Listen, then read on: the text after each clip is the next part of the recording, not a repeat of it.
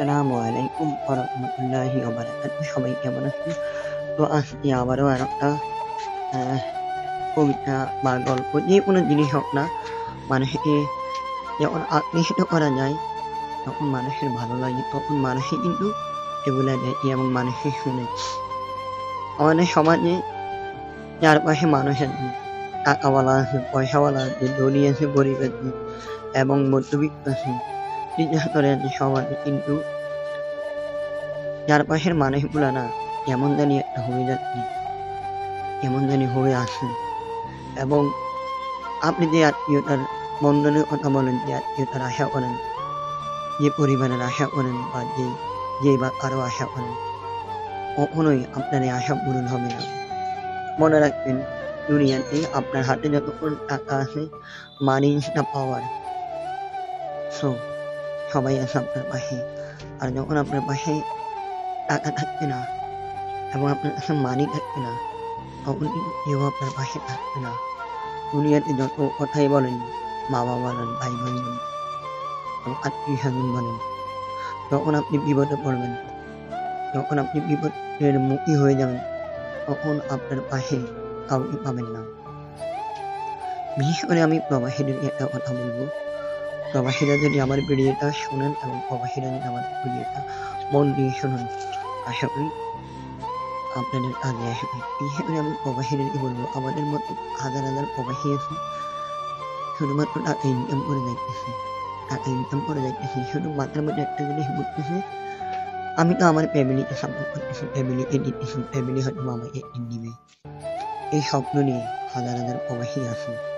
আবার প্রবাসীর মধ্যে তিন ভাগ প্রবাসী আছে। প্রথম ভাগ হচ্ছে তারা হিসাব করে যে না, আমি নিজে পড়ে নিজে বাঁচবো, সেটা থেকে একদম বড় লোকের ওনারা যারা প্রবাস করে।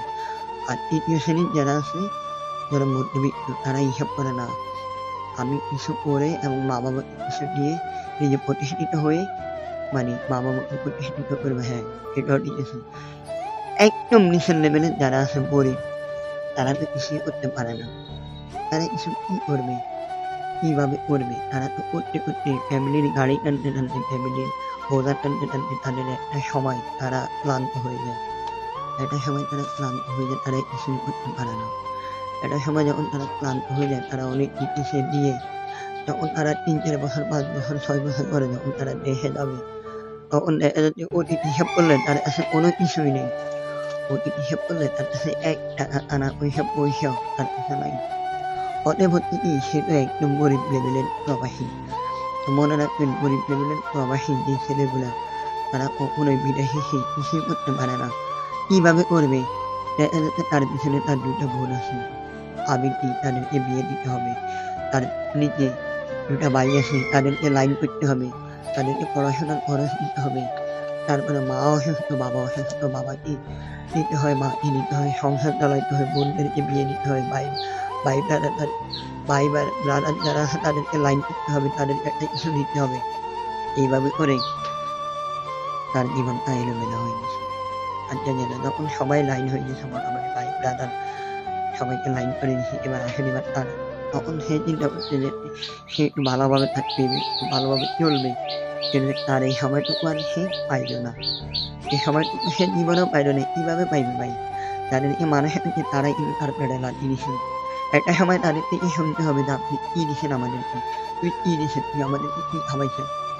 এই জন্যই বলি, প্রবাসী করার আগে কোনো কিছু চিন্তা বাদ দিয়ে নিজেরটা নিজে সবসময় বুঝে নিবা। নিজের চিন্তা নিজে করো, অন্যের চিন্তা বাদ দাও। অন্যের চিন্তা পারলে কিছু দিবা, না পারলে নাই। এটাই হচ্ছে দুনিয়ার বাস্তবতা। এখন বোঝো না, ৩০ বছর পরে হলেও বুঝবা, যখন বিয়ে করবা তখন ঠিকই বুঝবা দুনিয়াটা কত কঠিন। আশা করি বুঝতে পেরেছ।